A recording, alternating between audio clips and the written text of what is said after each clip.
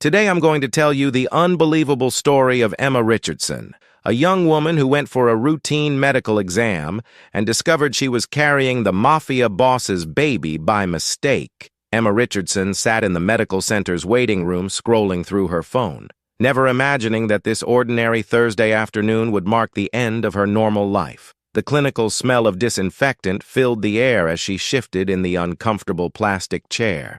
It was just a standard annual checkup, a precautionary appointment in downtown Chicago that she almost canceled due to a packed work schedule.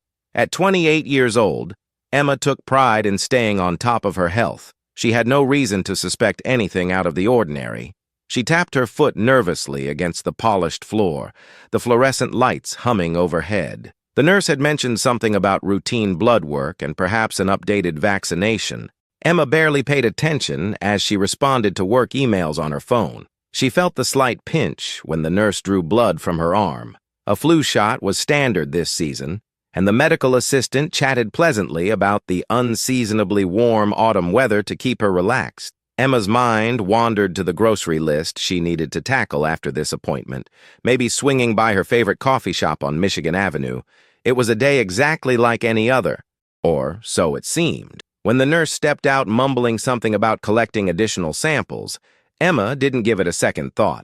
Perhaps it was standard procedure, she reasoned. A different staff member entered moments later, a frazzled-looking woman in scrubs carrying a tray with vials and a preloaded syringe. "This will only take a moment," the woman said curtly, gesturing for Emma to recline. Emma's eyebrows knitted together in confusion. "Additional samples. I'm sorry. What exactly is that for?" Emma asked, her voice hesitant. The woman barely glanced up from checking a clipboard. "Just protocol," she replied tersely. Before Emma could press further, the woman secured her wrist with surprising firmness and administered an injection into her arm. It was strangely swift and left Emma blinking in bewilderment. The woman hurried out of the room immediately afterward, leaving Emma alone with a growing sense that something about this entire interaction felt wrong. But as minutes passed in silence, she tried to rationalize her discomfort.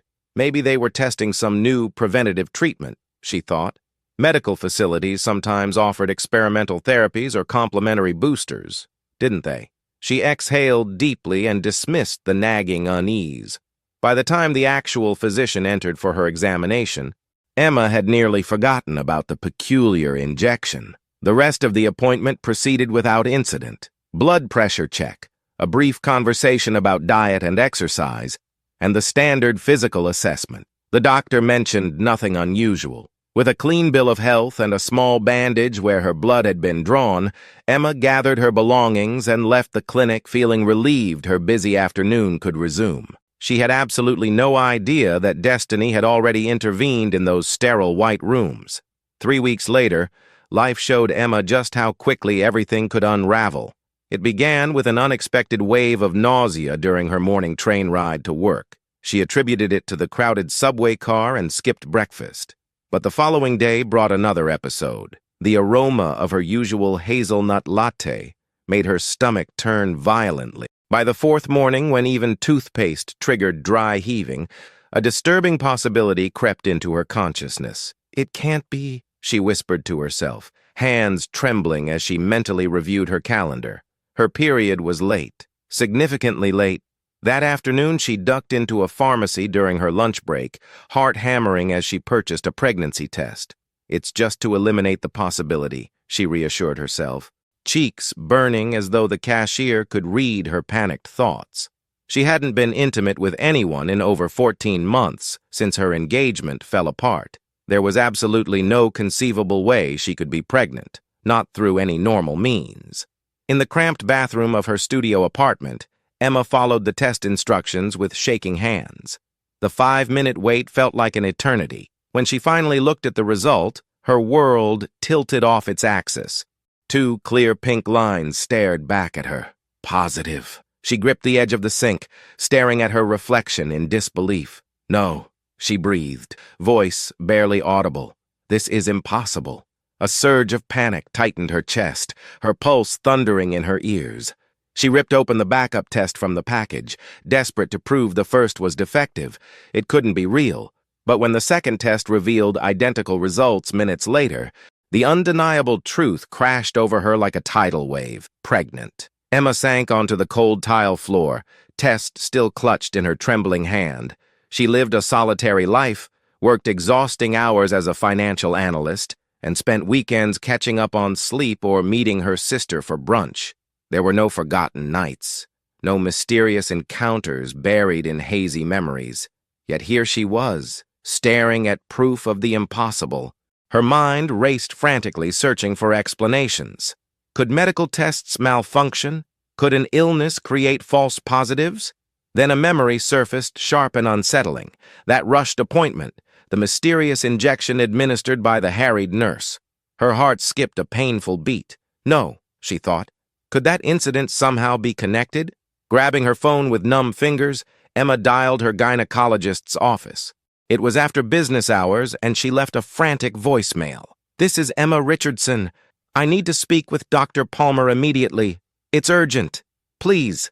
Her voice cracked on the last word.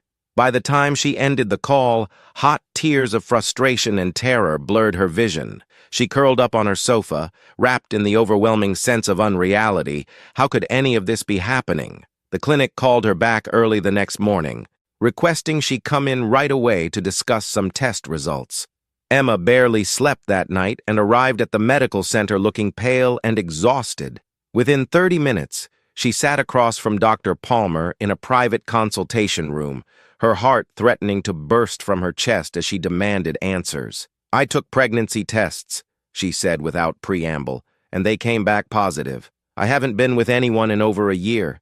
There has to be some kind of mistake." Her voice trembled between anger and desperation. Dr. Palmer, a kind woman in her 50s, looked unusually grave. She folded her hands atop a manila file folder and nodded slowly. "Emma, please understand, we are investigating a very serious incident. You're correct that there was a mistake." Hearing those words felt like ice water down Emma's spine. The doctor continued with visible discomfort. "It appears there was a critical procedural error during your recent appointment here. Another patient was scheduled to receive a specific medical treatment, and you were inadvertently given that treatment instead." Emma stared, her mouth going dry. "What kind of treatment?" she whispered, though dread already whispered the answer. The doctor's expression turned pained as she struggled to maintain eye contact. An artificial insemination procedure. The room seemed to spin violently around Emma. Artificial insemination, the mysterious syringe, the rushed technician. It all made horrifying sense now. They had impregnated her by accident during what should have been a routine checkup. She felt the blood drain from her face. "Oh my God," Emma choked out, gripping the armrests of her chair as though the floor might open beneath her. Her mind flashed with devastating images. A heartbeat on an ultrasound screen. Her baby. A child she never planned, never consented to. White-hot rage erupted through her shock. "How could something like this happen?" she demanded, voice breaking. "How is that even possible?" "I'm so deeply sorry, Emma," Dr. Palmer said quietly, genuine distress evident in her features. "We've traced the error to mislabeled samples and miscommunication between staff during a particularly busy shift. You were given an injection intended for another patient. It's an inexcusable failure that should never occur." She continued talking, explaining how an internal investigation was already underway, how the clinic's administration urgently wanted to meet with her, how naturally all expenses would be covered. But Emma heard only fragments through the roaring in her ears. One phrase cut through the chaos. Intended patient. Intended sample. The realization struck her with fresh horror. There was a biological father in this equation. Whose sample was it? Emma forced herself to ask. Throat constricted. Whose DNA did you inject into me? At that question, Dr. Palmer looked even more uncomfortable. I'm afraid patient confidentiality prevents me from disclosing that information without explicit consent. That's protected under privacy laws. Emma's fury ignited. Protected information. Her voice rose sharply. You violated my body without my consent, and you're concerned about his privacy. She stood abruptly, the chair scraping loudly against the floor. In her entire life, she had never felt such a volatile combination of violation and helplessness. Her existence, her body had been irrevocably altered by incompetence, and now they wanted her to accept vague assurances. "I want to speak to whoever is in charge," she said through clenched teeth. "Right now." The emergency meeting convened within the hour in a sterile conference room. The facility's chief administrator, a polished woman with steel-gray hair and an expensive suit, offered profuse apologies. Attorneys were present. Liability waivers slid across the glossy table. Emma barely touched the glass of water someone placed before her, too focused on the sealed folder resting in the administrator's briefcase.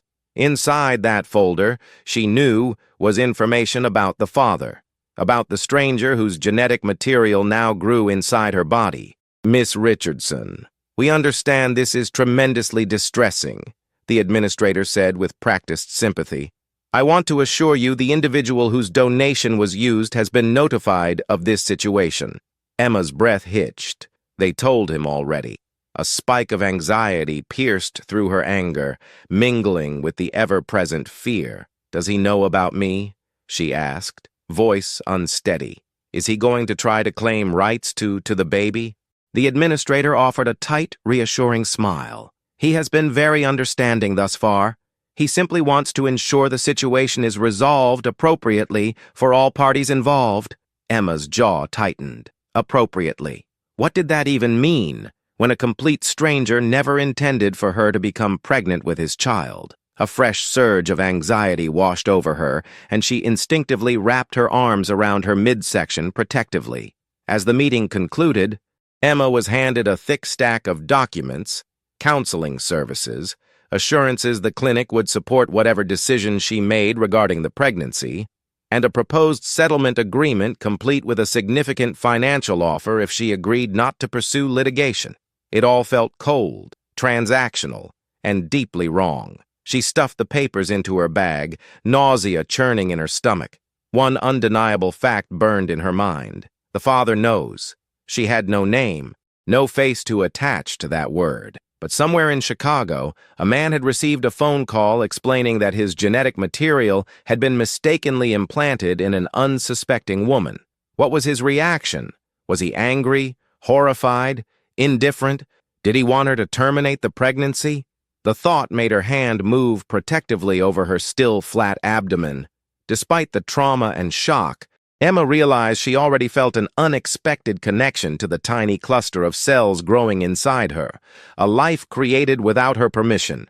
Yes, but completely innocent of these circumstances. In just days, the abstract concept of pregnancy had transformed into something achingly real. Her baby, regardless of how it came to exist. That evening, Emma sat alone in her apartment, the Chicago skyline glittering beyond her window, and tried to calm the storm of emotions. She didn't know what to do next. Her phone buzzed with a text from her younger sister asking about their weekend plans. Emma stared at the message, paralyzed by the weight of her secret. She hadn't told anyone what was happening. How could she possibly explain this nightmare? For now, she texted back claiming a work deadline, avoiding the truth. When sleep finally came in the early morning hours, Emma dreamed of needles and faceless shadows, of reaching for help and finding only empty air. She woke with damp cheeks and a heavy heart. Everything had changed irreversibly, and she felt utterly unprepared for whatever came next. What Emma didn't know was that the storm was only beginning to gather.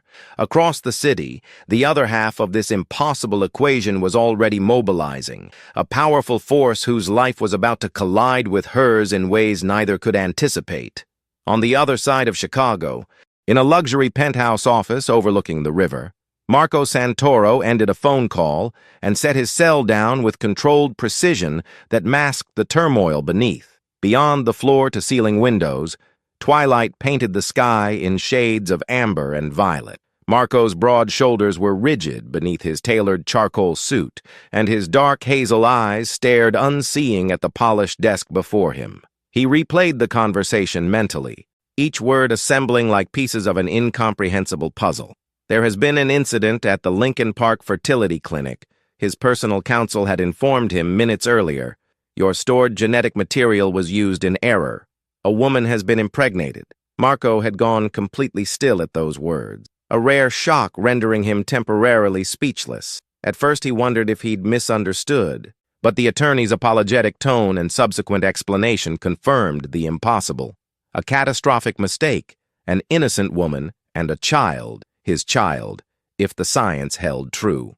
Marco's mind flashed to why that sample existed at all. 3 years ago, pressured by his aging uncle and the board overseeing the Santoro family operations, Marco had begun considering the necessity of an heir, not just for the legitimate business empire, but for the legacy of a family that had controlled significant portions of Chicago's underworld for 3 generations. Pragmatic to his core, Marco had preserved his genetic material before a high-risk confrontation with a rival organization. Uncertain whether he would survive, it was meant as insurance for the future, a contingency he never expected to use unless he eventually found a suitable partner or chose surrogacy under strictly controlled circumstances. Certainly not like this. Not with a stranger becoming the unwitting mother of his heir without either of their knowledge or consent. He rose from his leather chair, restless energy coursing through him, and walked to the window. Far below, the city pulsed with life. Millions of individual stories intersecting.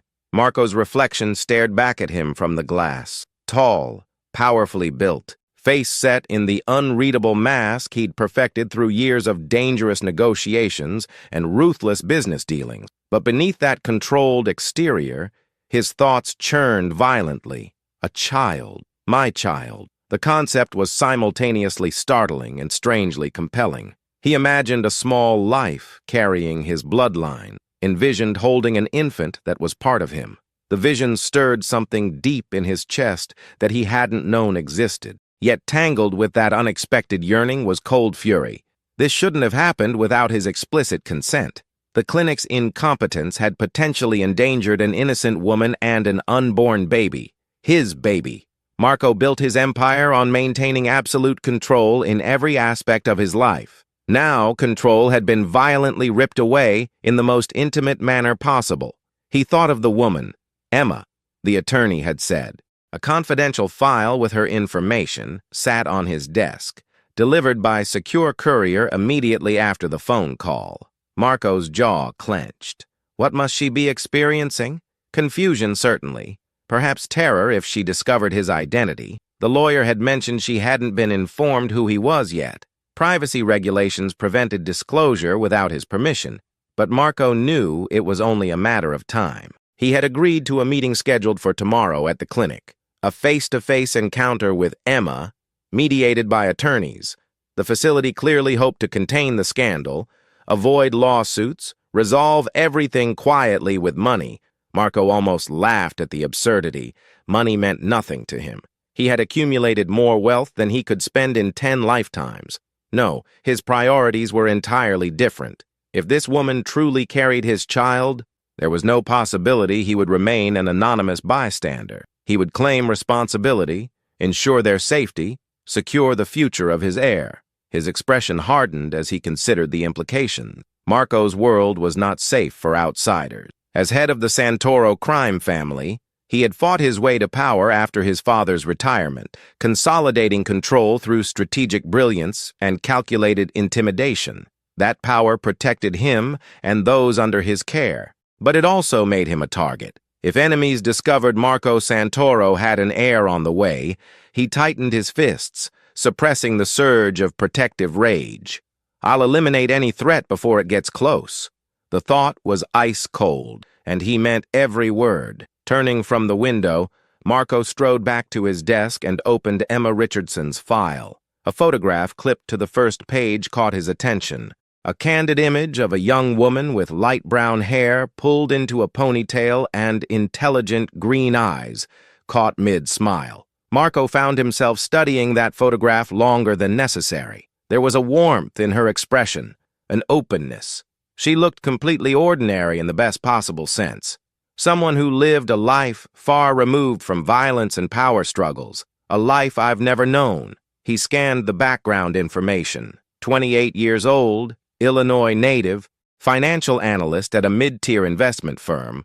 No criminal record, no connections to any of his rivals. She had family. A mother who worked as a school teacher in the suburbs. A younger sister completing graduate school. No mention of a current romantic partner. Notes from a preliminary investigation suggested she'd ended a long-term relationship almost 2 years ago. Marco felt a slight easing of the tension in his shoulders at that detail, though he didn't examine why too closely. As he closed the file, Marco's resolve crystallized. Emma would undoubtedly have serious reservations about him once she learned his identity, if not immediately, then certainly after she researched his background. Convincing a stranger to cooperate in something as profound as raising a child together would challenge anyone, let alone when that stranger was a crime boss with blood on his hands. Marco's reputation preceded him like a dark shadow. To the general public, he was a reclusive real estate developer and venture capitalist, but in the underworld, he was known as a man who tolerated no disrespect or betrayal, who responded to threats with swift and brutal retribution. If Emma searched his name, which she inevitably would, she'd encounter whispers of those rumors. He exhaled slowly, controlling his frustration. It didn't matter. Whether she feared him or not, he would not abandon this situation. She and the baby would have his complete protection, and eventually, he would make her understand. They belong to me now. The thought was stark, possessive, and oddly comforting. That night, Marco barely slept. Instead, he planned meticulously. By dawn, he had deployed his most trusted operatives to discreetly establish security around the fertility clinic and Emma Richardson's neighborhood. No harm would come to her or the child, not from his enemies and not from any desperate decisions born of panic. He also arranged for a highly regarded obstetrician to be available immediately. He didn't trust the clinic any further after this catastrophic failure. When his driver arrived at the medical facility the following morning, Marco stepped out into crisp autumn sunshine. He adjusted his suit jacket and straightened his shoulders. The establishment had cleared its schedule for this confidential meeting, and he was escorted through quiet corridors to a private conference room. Marco could sense the fear radiating from the clinic staff as they greeted him with nervous deference. They knew exactly who they were dealing with, even if they didn't dare acknowledge it aloud. He responded with curt nods, his attention laser-focused on the door through which Emma would soon enter. She arrived several minutes later, her voice barely audible as she spoke with her attorney in the hallway. When she stepped into the conference room, Marco felt an unexpected jolt in his chest. Recognition, perhaps, from studying her photographs so intensely, but also something deeper and more visceral.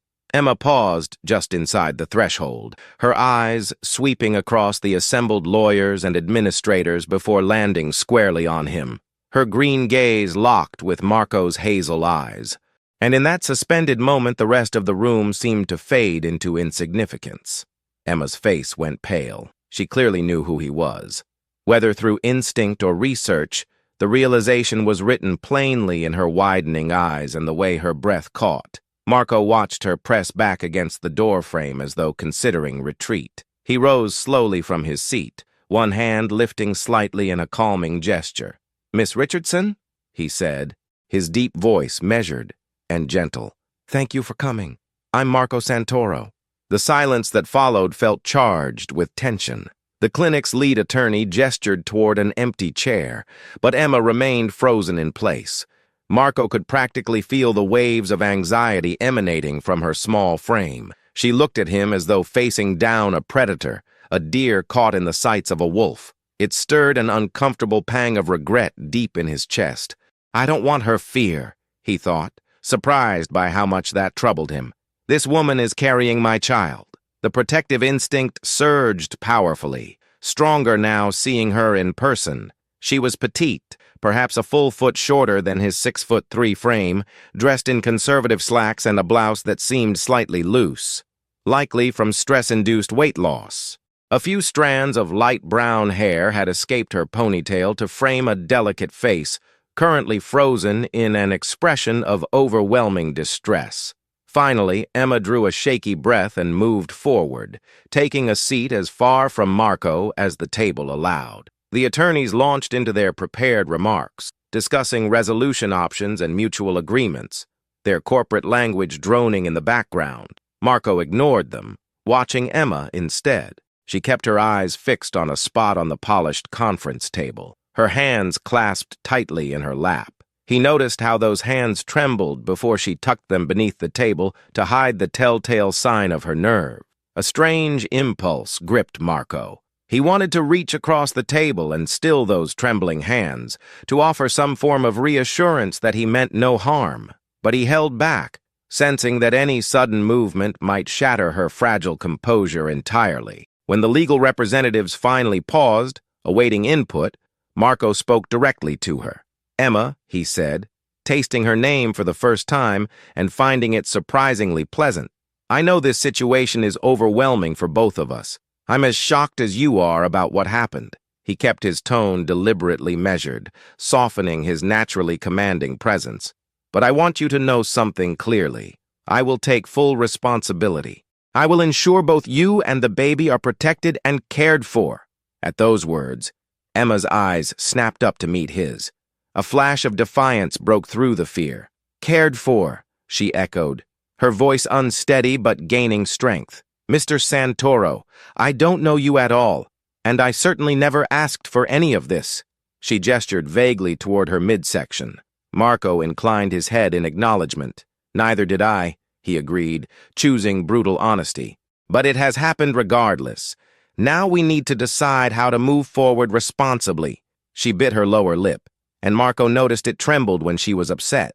"What I do moving forward is my decision," Emma said more quietly, but with unmistakable firmness. "This is my body, my life. I'm still trying to process even being pregnant." Her voice nearly fractured on that word, but she steadied herself. "I came here to listen to what you had to say. But if you think you can just control how this unfolds..." She trailed off, the warning implicit in her unfinished sentence. Marco felt a flicker of admiration despite the tense circumstances. Emma might be terrified, but she possessed genuine courage. "I'm not here to control you," he said carefully. "I'm here to offer support and protection. As the biological father, I have a stake in this child's well-being, too. I believe we both want what's best for..." He hesitated, realizing the phrase "our child" might be too presumptuous at this stage. "For the baby," he finished. Emma's brows drew together. "Protection from what?"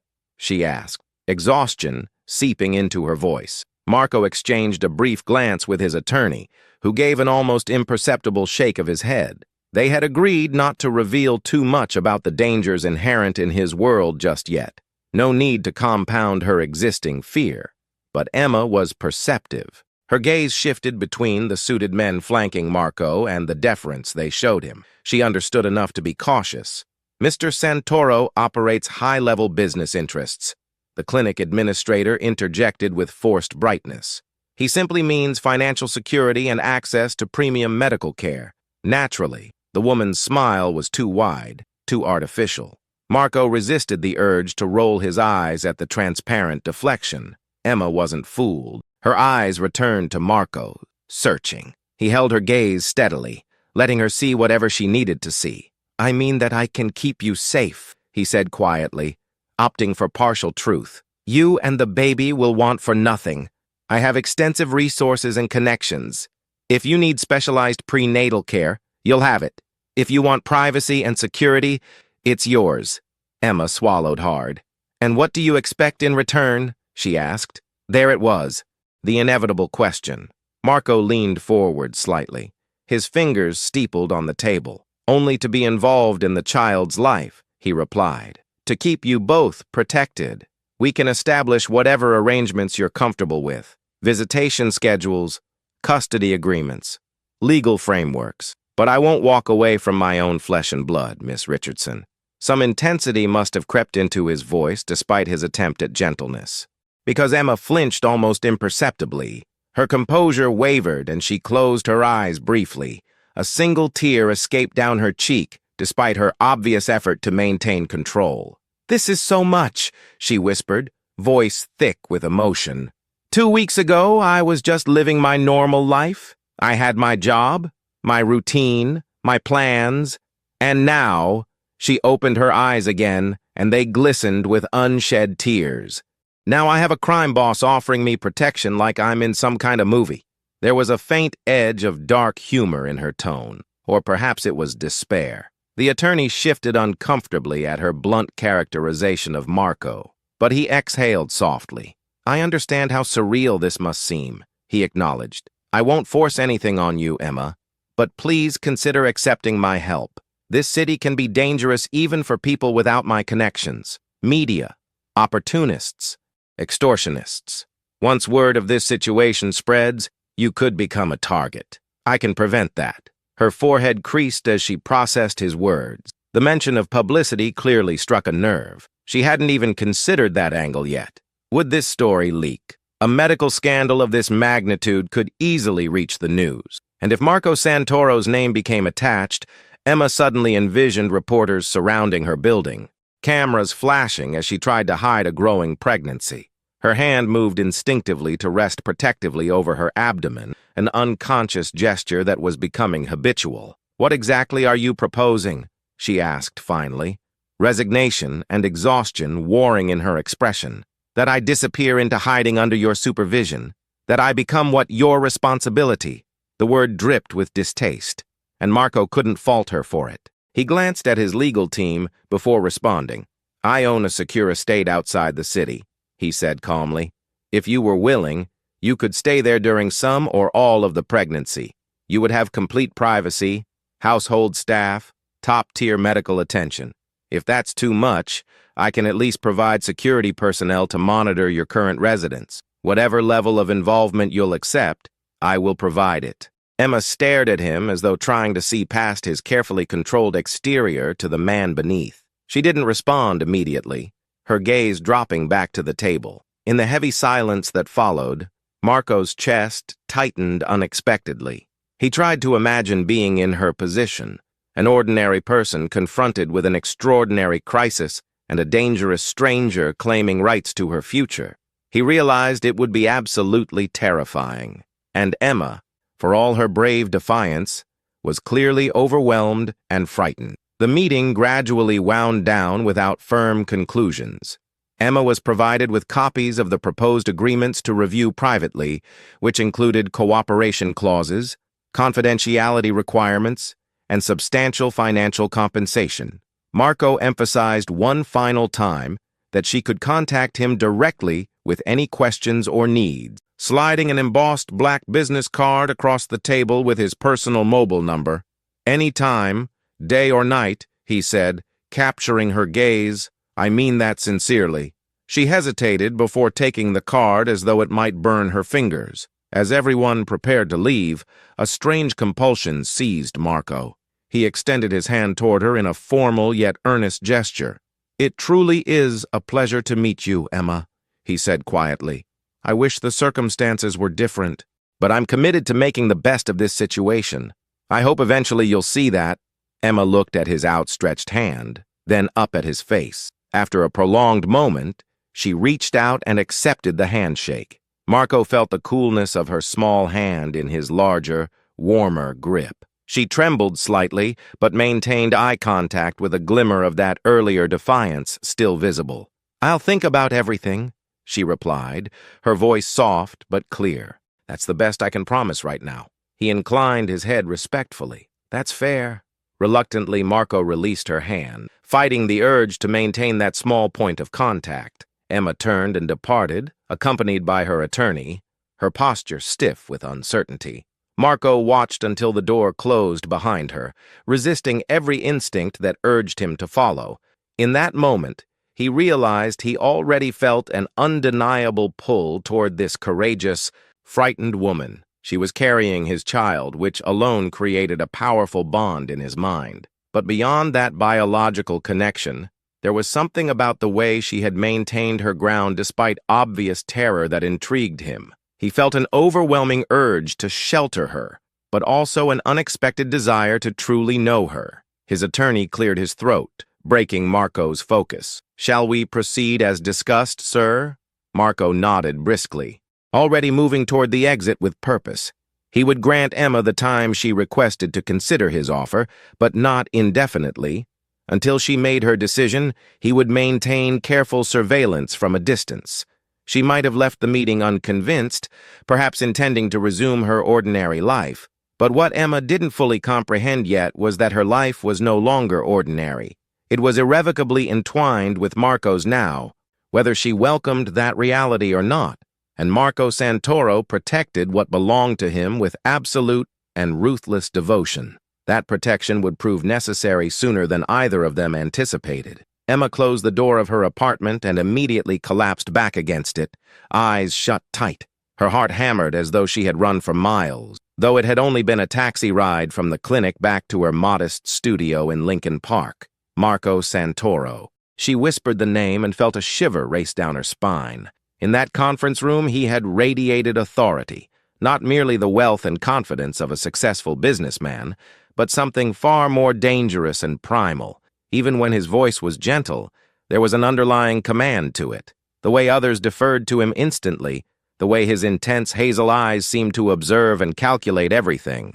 It both unsettled her and, strangely, provided a confusing sense of security, because beneath that danger, she had genuinely sensed his determination to protect her and the baby. Emma opened her eyes and exhaled shakily. Her apartment looked exactly as she had left it that morning, cozy and familiar, with a stack of unopened mail on the small dining table, and her favorite blanket draped over the couch. But she felt like an intruder in her own space now. Everything had fundamentally changed. With trembling fingers, she pulled out her phone and did what she had been avoiding until this moment. She searched Marco Santoro. As expected, numerous results appeared immediately. Society photographs of a devastatingly handsome man at charity fundraiser, articles about his luxury development projects and venture capital investments, and then the darker material, speculative pieces linking him to organized crime, references to alleged underworld connections. Her stomach clenched as she read phrases like rumored mob connections and too powerful to prosecute. She set the phone down abruptly, running both hands through her hair. "How is any of this real?" she said aloud to the empty room. She felt like the protagonist of some crime thriller, not Emma Richardson, steady financial analyst and self-proclaimed nobody. A bitter laugh escaped before she could suppress it. She glanced down at her still flat stomach. "Baby," she murmured softly, "what have we gotten ourselves into?" The silence that followed felt oppressive with implications. The rest of the day passed in a fog of distraction. Emma attempted to work remotely, reviewing financial reports and spreadsheets she had brought home, but concentration was impossible. By early evening, she realized she needed to escape her own thoughts for a while. She decided to visit the one place that always brought her calm, the independent bookstore several blocks away where she spent countless weekend afternoons. Pulling on a jacket, Emma stepped out into the cool evening air. Dusk had settled over the city, and the streets hummed with their usual energy. Cars honked. People rushed past, clutching coffee cups and briefcases. To her heightened nerves, every sensation felt amplified. The conversation of two men passing behind her made her flinch. A car door slamming nearby made her heart leap. "Get a grip," she told herself firmly. Not everything is a threat. Yet as she walked, she couldn't shake the distinct sensation of being watched. Halfway down the block, she paused and glanced over her shoulder casually. Nothing seemed obviously wrong. Just a woman in a business suit talking on her phone, an elderly man walking a small dog. Natalie bit her lip uncertainly. Was she being paranoid? Or had Marco already deployed his promised security to shadow her movements? She wouldn't put it past him. The thought that invisible eyes might be tracking her every step was simultaneously invasive and oddly reassuring. If they were his people, at least any genuine threat might be deterred. At the bookstore, Emma wandered the familiar aisles without purpose.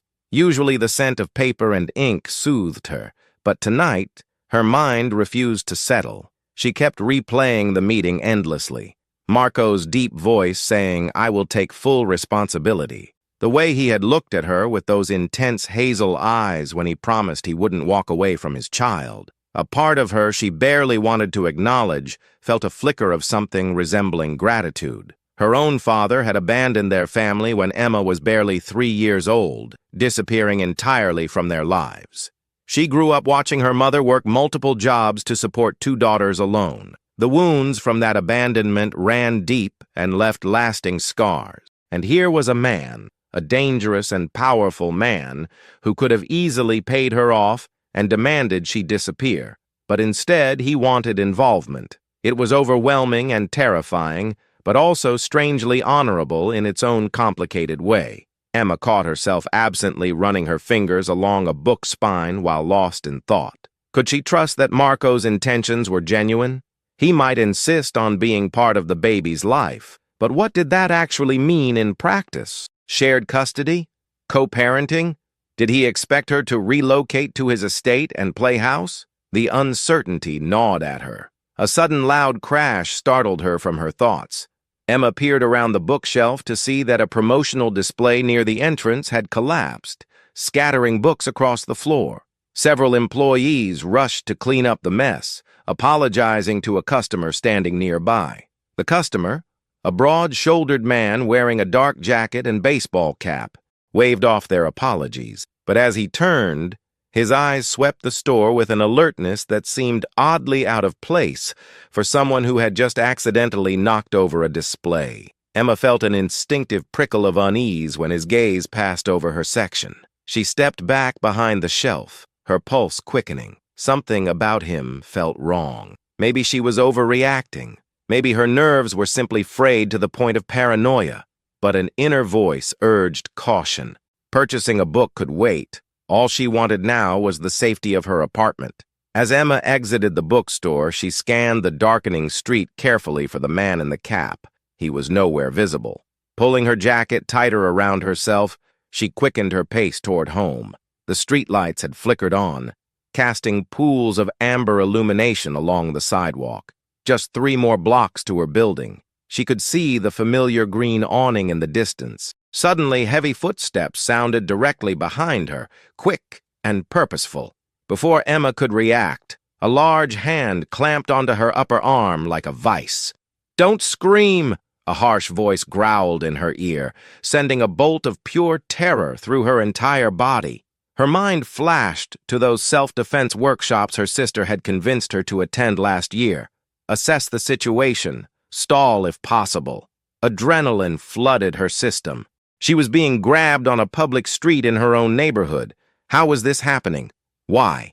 She hadn't even processed who it might be. The baseball cap man. Someone else entirely. Her survival instinct kicked in, and Emma instinctively tried to twist free, opening her mouth to scream for help. But the man was prepared. He yanked her backward forcefully against his solid chest, and she felt something sharp press against her ribs through her jacket. A knife. She froze instantly, ice-cold dread flooding every nerve. "Help!" She managed to choke out a strangled half-scream before terror constricted her throat completely. It all happened within seconds. A dark SUV screeched to a stop at the curb just ahead, its back door flying open. The man began dragging her toward the vehicle with brutal efficiency.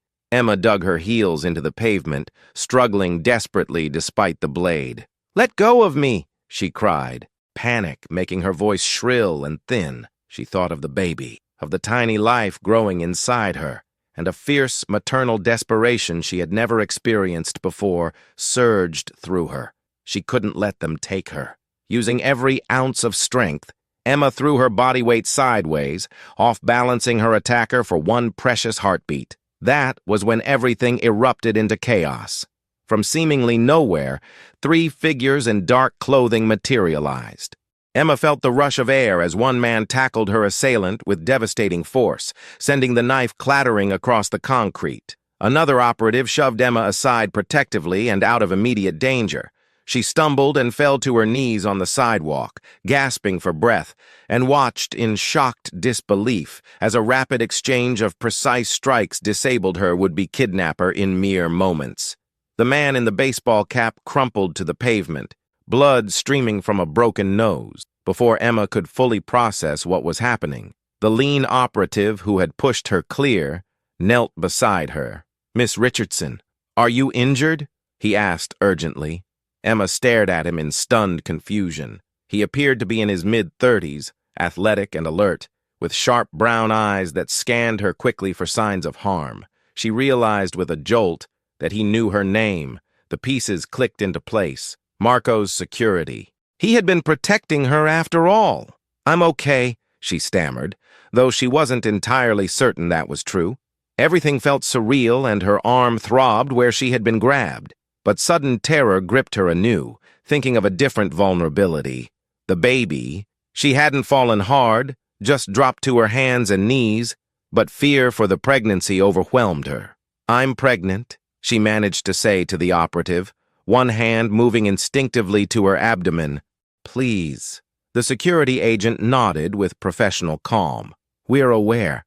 Let's get you somewhere safe immediately. The situation is contained." As he helped her to her feet, Emma saw the other guard securing the unconscious attacker's wrists with zip ties while speaking rapidly into a communication device, likely calling for backup or instructions. It struck her as both absurd and horrifying that such swift violence could occur on a public street, yet the handful of distant onlookers seemed unsure what they had witnessed. One of Marco's men flashed what appeared to be credentials toward a concerned passerby, who quickly moved along. The operative guided Emma firmly but gently toward a black SUV that had pulled up to replace the attacker's vehicle. Emma's legs felt unsteady, but she allowed herself to be led. There was safety with these men. She understood that viscerally now.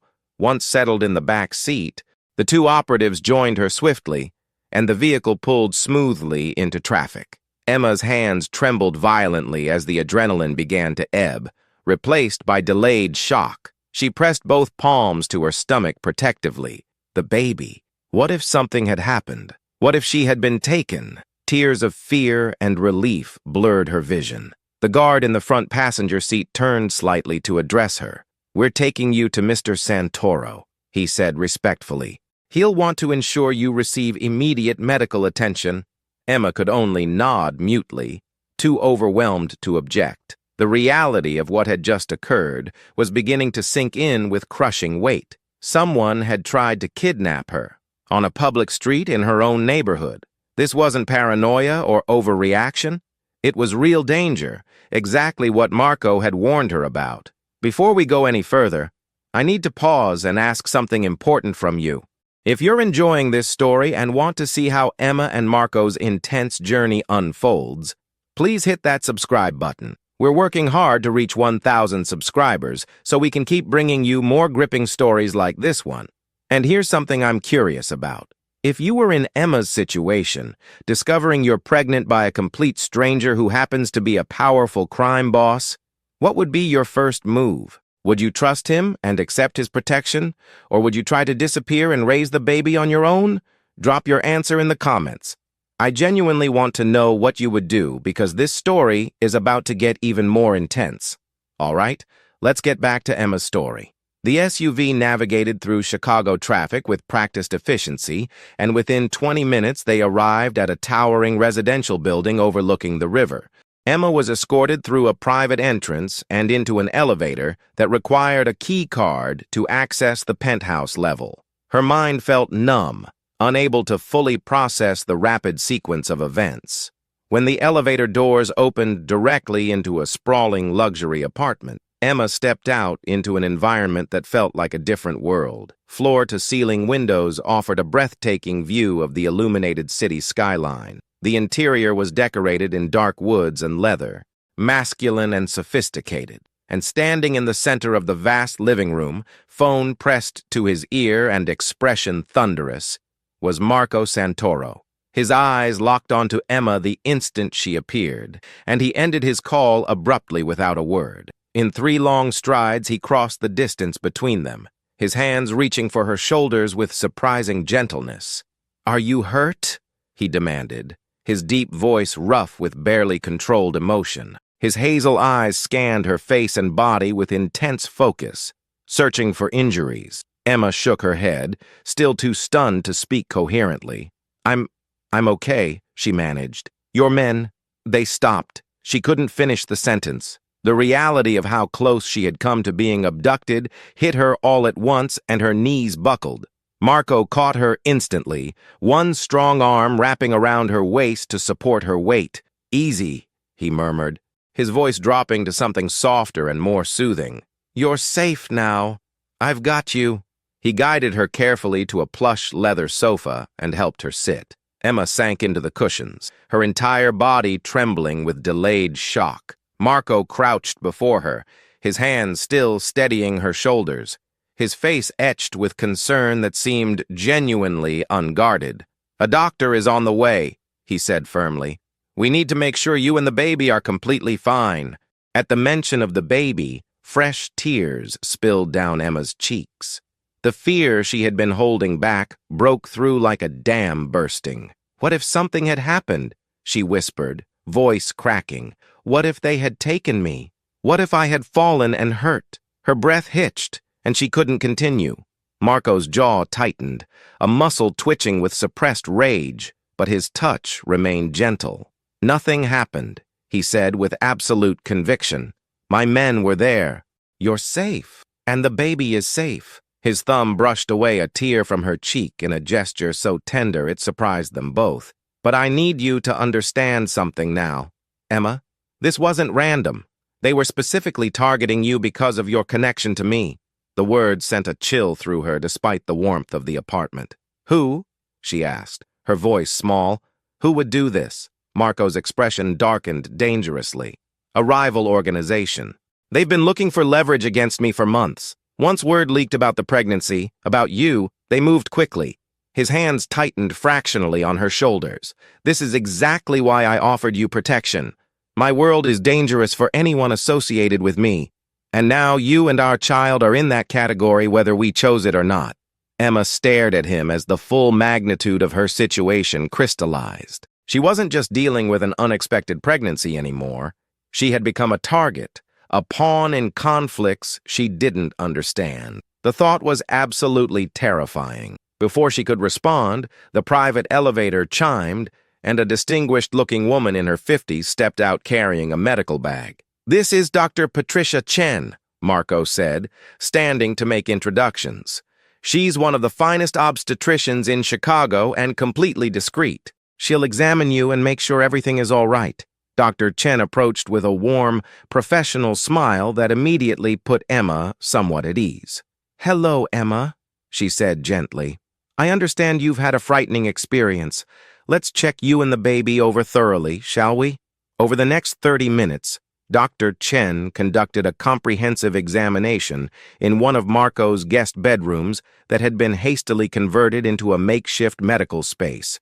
She checked Emma's vital signs, performed an ultrasound with portable equipment, and asked detailed questions about any pain or discomfort. Marco waited outside, pacing like a caged predator from what Emma could hear through the door.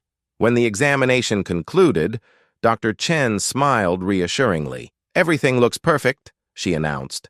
"Your blood pressure is slightly elevated, which is completely understandable given the circumstances. But the baby is healthy and developing normally. You're approximately 6 weeks along based on the measurements."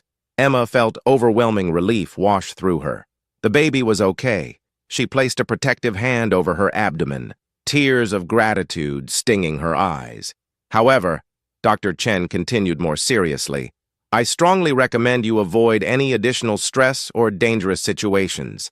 Pregnancy, especially in the first trimester, requires careful attention." The pointed look she gave Emma suggested the doctor understood more about the situation than she was saying aloud. Marco was informed immediately, and he entered the room with visible relief, softening his hard features. "She's all right?" he asked Dr. Chen, though his eyes were on Emma. "Both mother and baby are perfectly healthy," the doctor confirmed, "but she needs rest, proper nutrition, and most importantly, safety and minimal stress." Marco nodded, his expression resolving into something determined. "She'll have all of that." After Dr. Chen departed with assurances she would return for regular prenatal visits, Marco returned to find Emma still sitting on the edge of the bed looking small and lost. He approached carefully, as though afraid she might startle. "Emma," he said quietly, "I know this is overwhelming. I know you wanted time to think and make decisions on your own terms. But after tonight, I need you to understand that staying in your apartment alone isn't safe anymore." His voice was gentle but unyielding. "I'm asking you to stay here, with me, where I can protect you properly." Emma looked up at him, exhaustion written across her features. "For how long?" she asked. "Until the baby is born? Longer? Am I supposed to just put my entire life on hold and hide?" Marco pulled over a chair and sat so they were at eye level. "Not hide," he corrected. "Live safely. You can continue your work remotely if you wish. You can see your family with security present. You can maintain your independence in every way except the one that matters most, your physical safety." He leaned forward, his hazel eyes intense. "Emma, those men tonight weren't trying to scare you. They were trying to abduct you to use as leverage against me.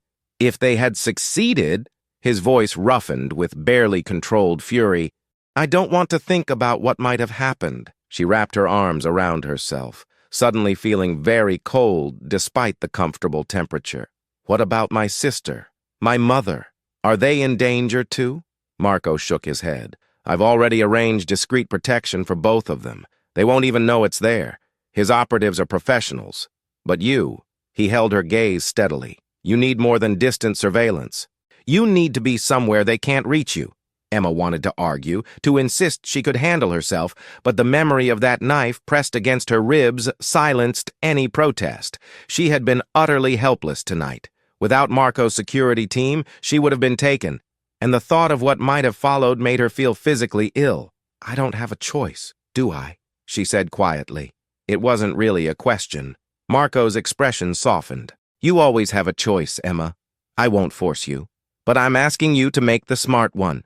Stay here where I can keep you safe. Let me protect you and our child."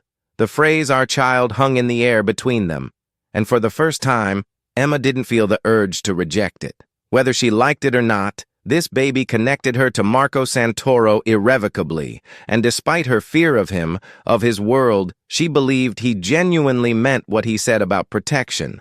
"All right," she said finally, her voice barely above a whisper. "I'll stay, for now." Something that looked remarkably like relief crossed Marco's features. "Thank you," he said simply. "I'll have some of your belongings collected from your apartment tomorrow. Tonight you should rest." He stood and gestured toward the hallway. "There's a guest suite prepared for you. It has everything you might need. But if there's anything else, just ask." Emma nodded mutely and allowed him to guide her down a wide corridor to a beautifully appointed bedroom suite. The space was larger than her entire studio apartment, decorated in soft neutrals with a king-sized bed that looked impossibly inviting. An attached bathroom gleamed with marble and luxury fixtures.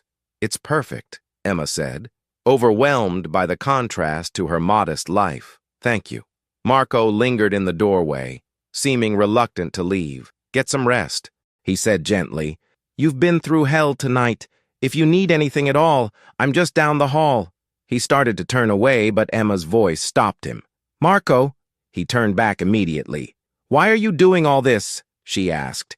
"You could have just paid the clinic to make this problem disappear quietly. Why do you care so much?" Marco was quiet for a long moment, his expression thoughtful. "Because that child you're carrying is mine," he said finally. "My blood, my legacy.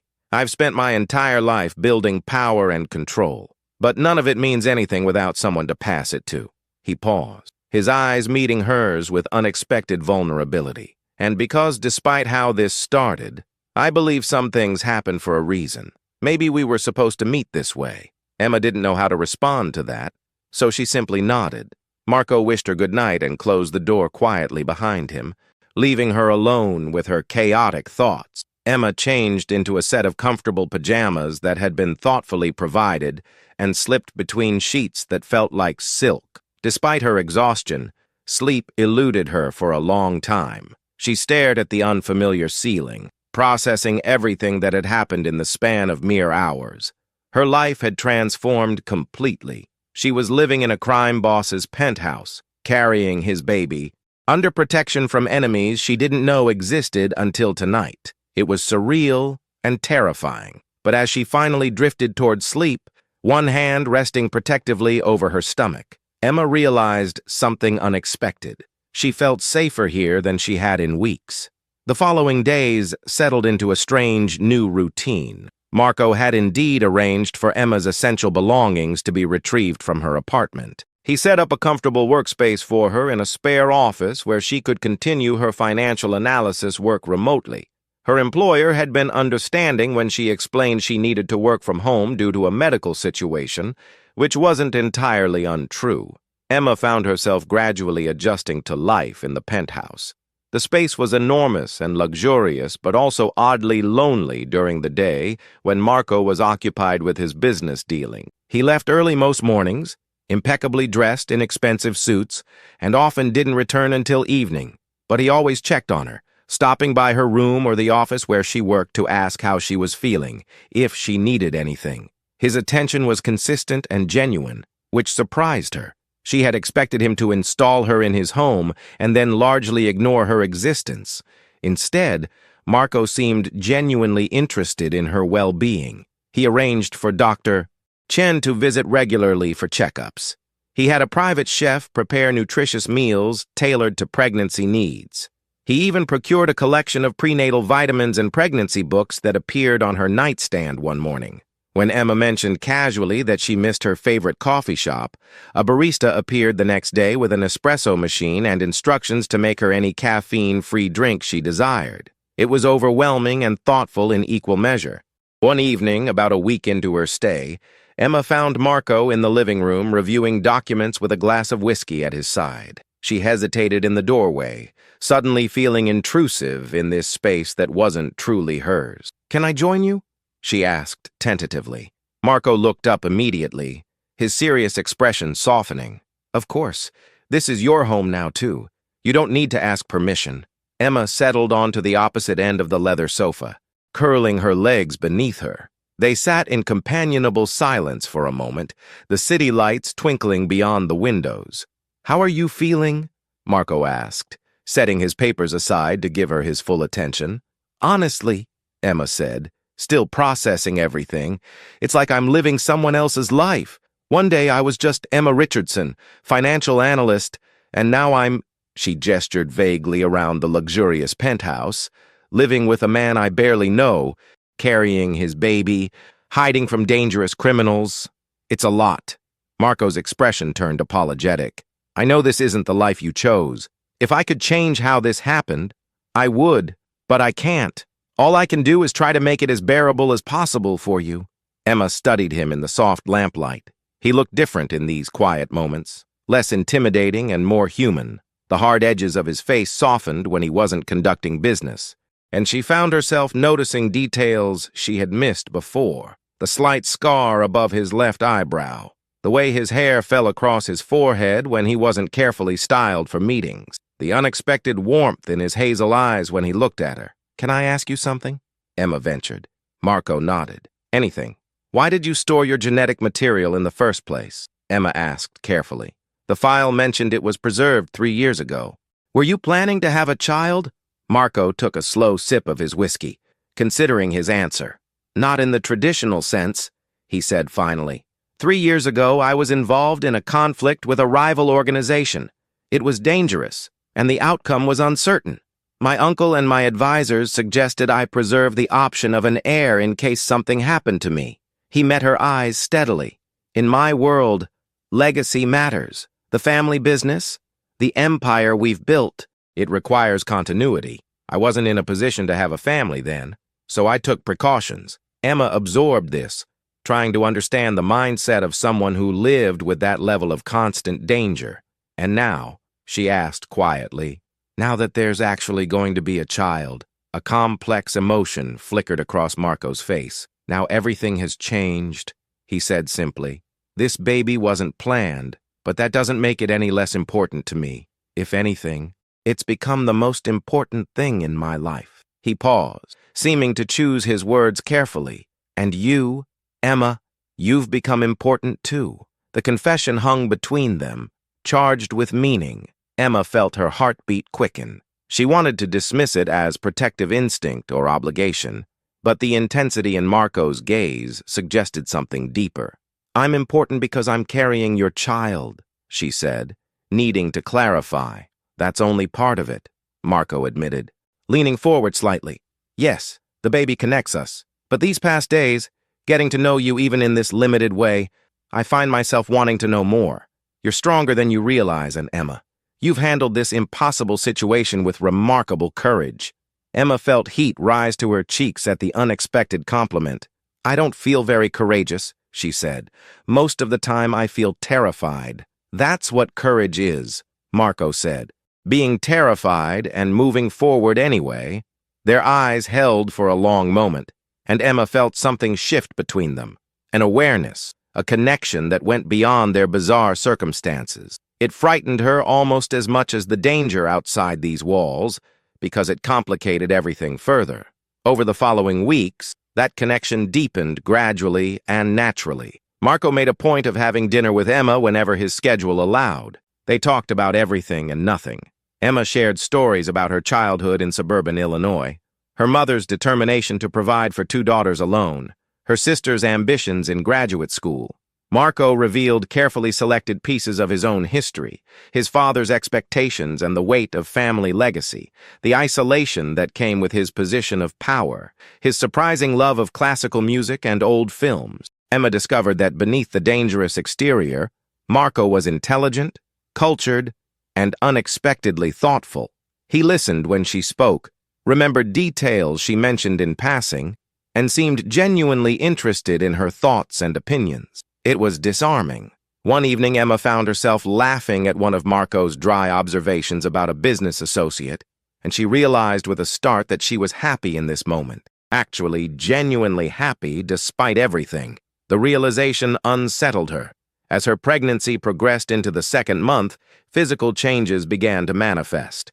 Morning sickness struck with a vengeance, leaving Emma miserable for the first several hours of each day. Marco proved surprisingly attentive during these episodes. He learned quickly what foods she could tolerate and what smells triggered nausea. He kept ginger tea stocked and didn't bat an eye when she appeared in the kitchen at odd hours, seeking crackers or plain toast. One particularly rough morning, Emma barely made it to the bathroom before getting sick. When she emerged pale and shaky, she found Marco waiting in the hallway with a cool washcloth and a glass of water. "This is humiliating," Emma said weakly, accepting both gratefully. "You shouldn't have to deal with this." Marco guided her back to bed with gentle hands. "I'm not going anywhere," he said firmly. "This is part of the process, and you're going through it because of me. The least I can do is help however I can." Emma settled against the pillows, watching as he placed the water on her nightstand and adjusted the temperature controls to make the room more comfortable. "When was the last time anyone took care of you like this?" she found herself asking. Marco paused, seeming genuinely stumped by the question. "I don't know that anyone ever has," he admitted. "I've always been the one protecting others, handling problems. That's my role."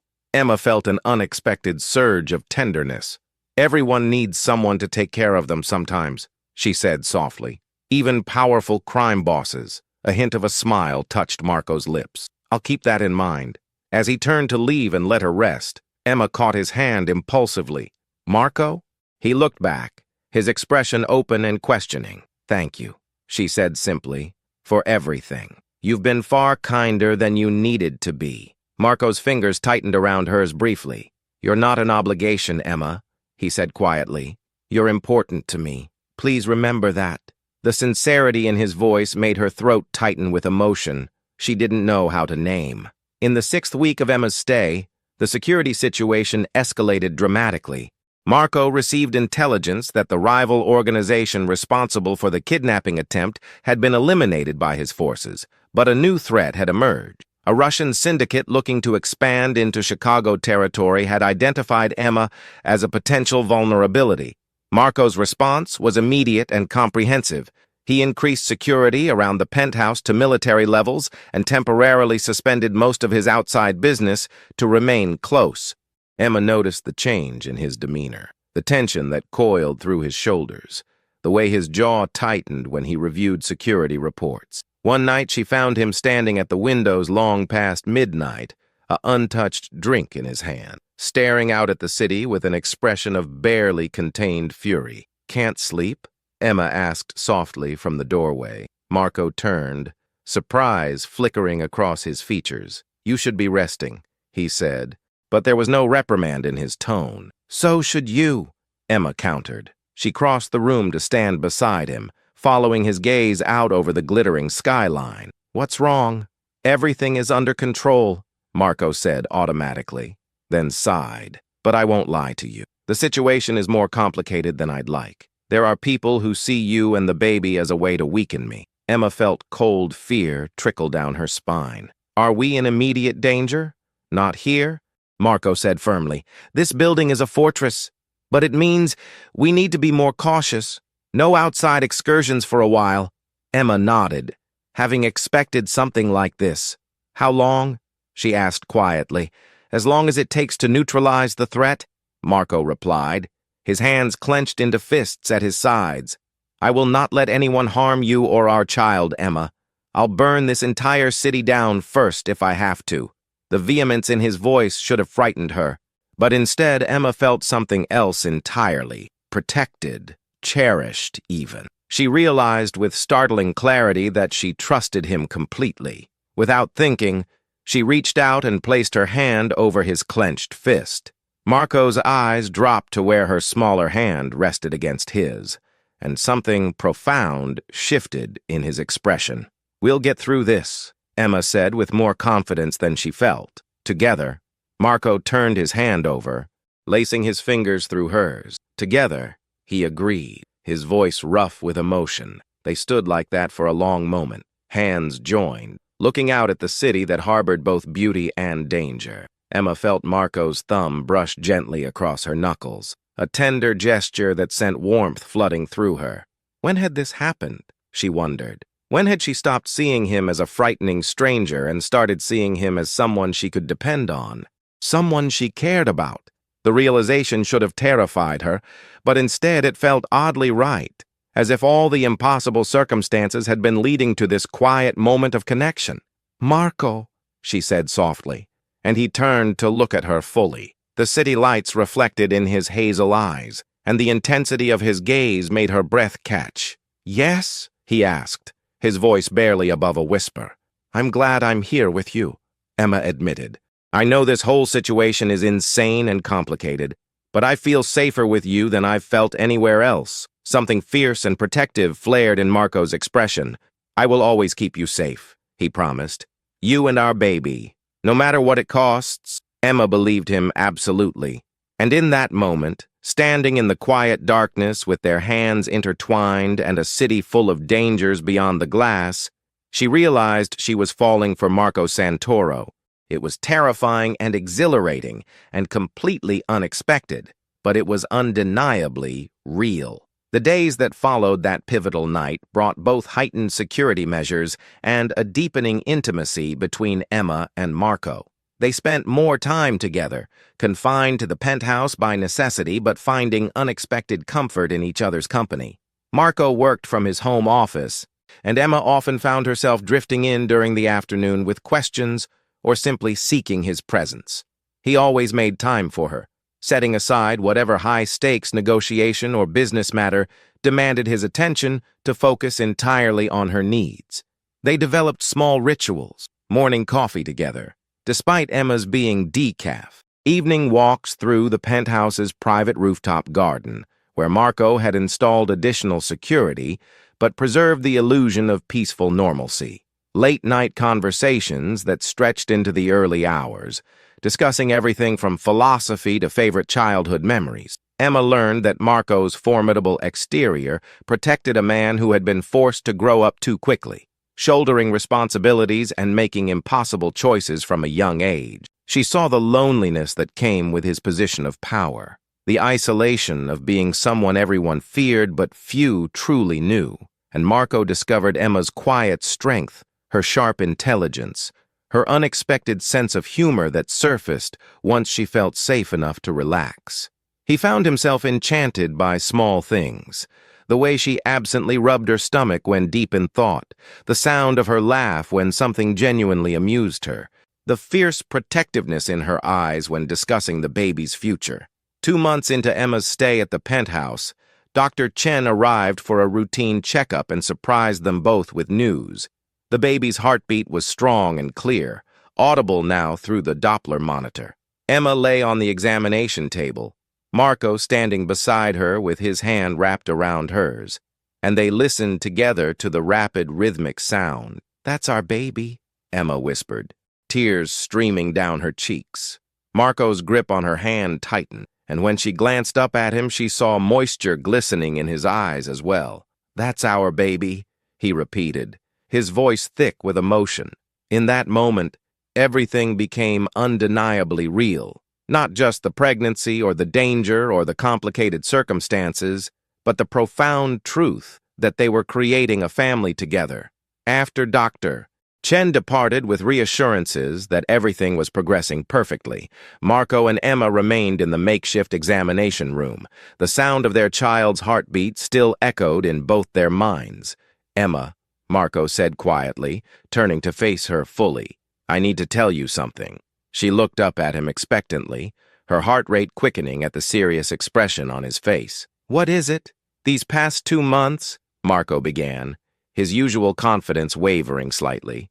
"Getting to know you, having you here, it's changed everything for me. I thought I was offering you protection out of obligation and responsibility to our child, but somewhere along the way it became about more than that." He stepped closer, reaching up to gently cup her face. "It became about you, Emma, about wanting to see your smile every morning, about needing to know you're safe, not just because you're carrying my baby, but because I can't imagine my life without you in it anymore." Emma's breath caught as his words sank in. "Are you saying—" she started. Afraid to finish the question, "I'm saying I'm falling in love with you?" Marco said. The admission raw and honest. "I know the timing is terrible and the circumstances are impossible, but I can't keep pretending what I feel is simply protective instinct. It's more than that. It's everything." Tears spilled down Emma's cheeks as her own carefully guarded feelings came flooding to the surface. "I'm falling in love with you too," she confessed. "I've been trying to tell myself it's just gratitude or Stockholm syndrome or pregnancy hormones, but it's not. It's real. You've become the most important person in my world, Marco." The admission seemed to break something open between them. Marco leaned down slowly, giving her every opportunity to pull away, and brushed his lips against hers in a kiss that was tender and reverent and full of promise. Emma melted into him, her hands coming up to rest against his chest as she kissed him back with all the emotion she'd been holding inside. When they finally broke apart, both breathing unsteadily, Marco rested his forehead against hers. "I want to do this right," he murmured. "Court you properly. Build a real relationship, not just the arrangement born of necessity." Emma smiled through her tears. "I think we're a bit past traditional courtship, considering I'm already pregnant with your baby and living in your home." Marco chuckled softly. "Fair point. But I still want to give you everything, Emma. Not just protection and security, but love, partnership, a real future together. I want to marry you when you're ready, not because of the baby, but because I choose you." Emma's heart swelled with overwhelming emotion. "I choose you too," she whispered. The kiss they shared then held a different quality, not just passion, but commitment, a promise of the future they would build together despite the chaos that had brought them to this point. In the weeks that followed, their relationship blossomed fully. Marco was attentive and romantic in ways Emma had never experienced. Despite the security concerns that kept them largely confined to the penthouse, he found creative ways to make her feel cherished. He arranged for a private chef to prepare elaborate meals from her favorite cuisines.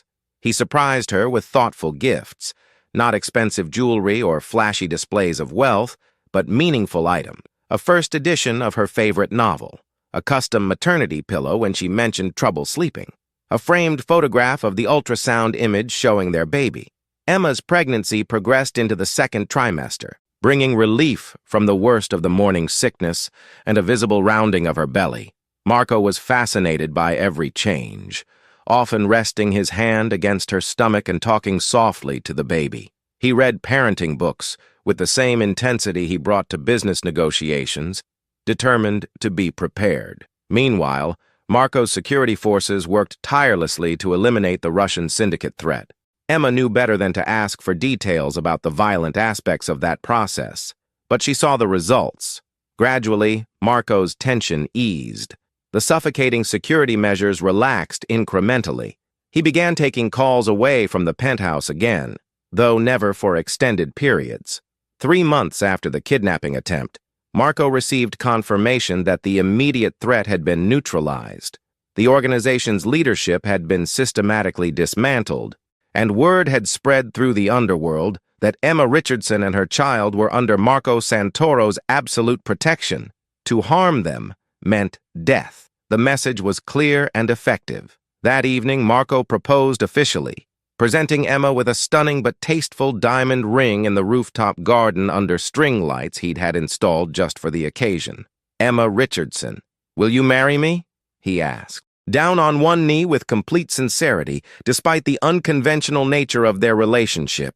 Not because of obligation or circumstance, but because I love you and I want to spend the rest of my life proving that to you every single day.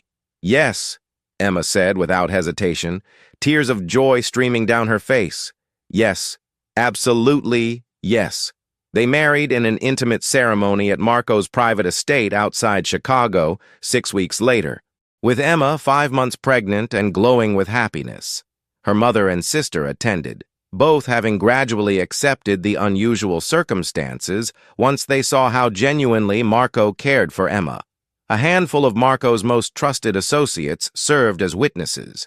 The ceremony was simple and heartfelt, officiated by a judge who owed Marco several favors. When Marco slipped the wedding band onto Emma's finger and kissed her as his wife, Emma felt a completeness she had never imagined possible. This man who had started as a terrifying stranger had become her partner, her protector, her love. As autumn turned to winter, Emma's pregnancy advanced smoothly. They learned they were having a daughter, and Marco was unexpectedly emotional at the news. "A little girl," he kept repeating, wonder in his voice. "We're having a daughter, Emma." They spent hours debating names and designing a nursery in one of the penthouse's spare bedrooms. Marco insisted on the finest of everything, but Emma tempered his excessive instincts, wanting their daughter to have as normal a childhood as possible given the circumstances. They compromised, creating a space that was beautiful and safe, but also warm and welcoming. Emma's life had transformed so completely that sometimes she barely recognized it. From ordinary financial analyst to wife of one of Chicago's most powerful men, from unexpected pregnancy to anticipated motherhood, from fear and uncertainty to love and security, but through all the changes, one constant remained: Marco's unwavering devotion to her and their growing family. On a snowy December evening, with Emma 7 months pregnant and radiant despite her discomfort, they sat together in front of the fireplace Marco had lit in the living room. Emma's feet were propped in Marco's lap as he massaged them gently. Having learned this helped with the swelling she experienced by day's end. "Can you believe this is our life now?" Emma asked softly, one hand resting on her prominent belly, where their daughter kicked actively. Marco looked up at her, love shining clearly in his hazel eyes. "If someone had told me a year ago that a medical mistake would bring me the love of my life and my greatest joy, I would have thought they were insane," he admitted. "But I wouldn't change a single thing, Emma. Not one moment of this impossible journey, because it brought me to you." Emma smiled, her heart overflowing. "Me neither," she agreed. "It started as the worst mistake imaginable, but it became the best thing that ever happened to me." "Us," Marco corrected gently, pulling her closer. "It became the best thing that happened to us." As they sat together watching the snow fall beyond the windows, their daughter moving beneath Emma's hand and their future stretching bright before them, Emma reflected on the extraordinary path that had led to this moment. A routine exam that should have been forgettable had instead changed everything. And while the circumstances had been terrifying and the journey difficult, she wouldn't trade the destination for anything. Because sometimes the greatest love stories begin in the most unexpected ways. Sometimes a catastrophic mistake can lead to a perfect ending. And sometimes you find your soulmate in the last place and the last person you ever expected. Emma and Marco had found exactly that. Against all odds, through danger and fear and impossible circumstances, they had found each other, and they had found a love worth fighting for, worth protecting, worth cherishing for the rest of their lives. Their daughter would be born into a family built on that foundation of hard-won love and absolute devotion.